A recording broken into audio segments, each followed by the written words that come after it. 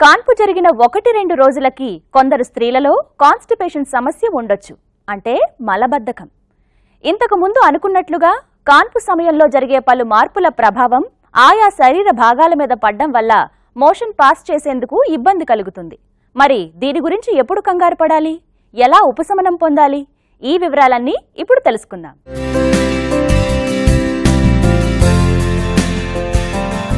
Delivery సమయంలో బిడ్డ బయటకు వచ్చే క్రమంలో కేవలం గర్భసంచి ముఖద్వారం మాత్రమే కాదు, చుట్టుపక్కల అవయవాలన్నీ కూడా ఎంతో కొంతమేరకు ఒత్తిడికి లోనవుతాయి.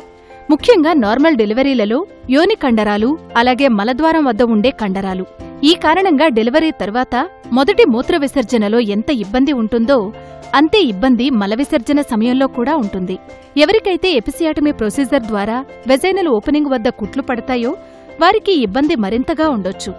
ఇక ఒక్కొక్కరికి 2-3 రోజుల దాకా మోషన్ కాకపోవచ్చు కూడా. నార్మల్ డెలివరీ అయినప్పుడు ఎపిసియాటమీ ఇస్తాము. ఎపిసియాటమీ అంటే కింద కుట్లేయడం. బేబీ డెలివరీ అయినప్పుడు కుట్లేస్తాము కింద.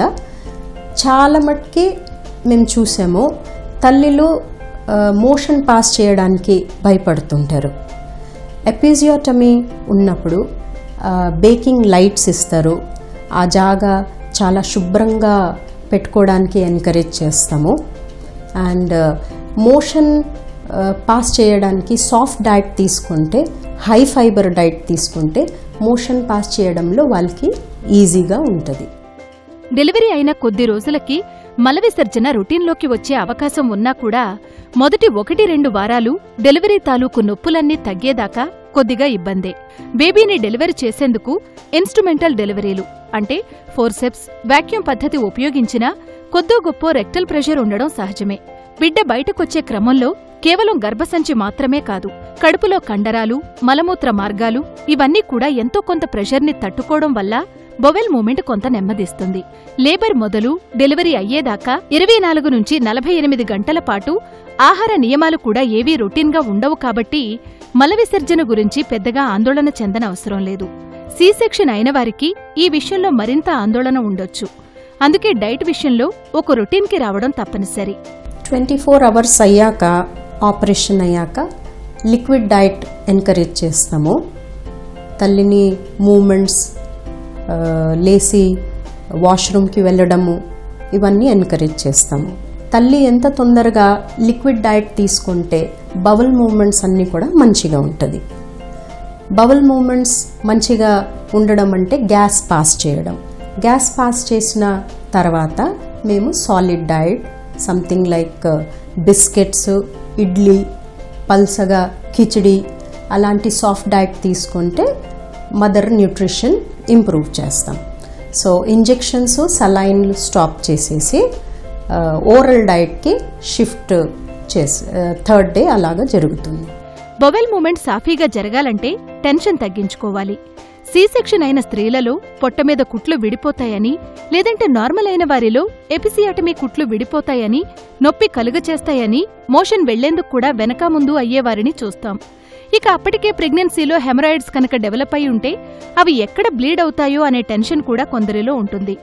టెన్షన్ పడ్డందువల్ల మలబద్ధకం సమస్య అయితే సాల్వ్ అవ్వదు. కాబట్టి అన్నీ సర్దుకుంటాయనే ధోరణి అలవర్చుకోవాలి.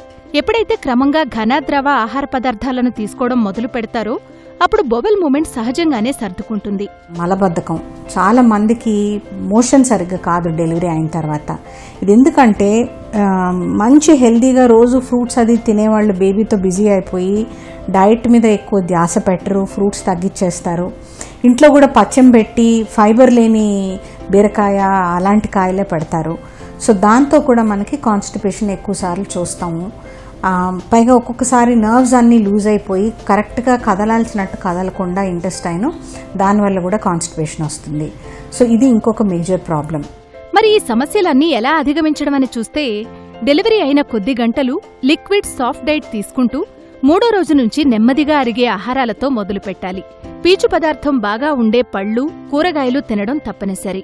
ఫైబర్ లేదా పీచు వల్ల మోషన్ సాఫీగా అవుతుంది. ఏది తిన్నా కూడా బాగా నమిలి తినాలి అని గుర్తుపెట్టుకోవాలి. ఇక ద్రవ పదార్థాలను వేరువేరు రూపాల్లో తీసుకోవడం కూడా మంచిదే. మంచినీరు అన్నిటికంటే ఉత్తమమైనది.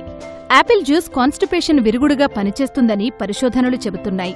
ఇక బేబీ పుట్టిన సంతోషంలో కుటుంబ సభ్యులు, స్నేహితులు ఇచ్చే చాక్లెట్స్, మిఠాయిలు తినాలనిపించినా కూడా కొద్ది రోజులు తినకుండా ఉంటే మంచిది. ఎందుకంటే ఇవి మలబద్ధకాన్ని మరింత ఎక్కువ చేయగలవు. మోషన్కెళ్లేటప్పుడు ఎక్కువగా స్ట్రెయిన్ కాకుండా జాగ్రత్త పడాలి.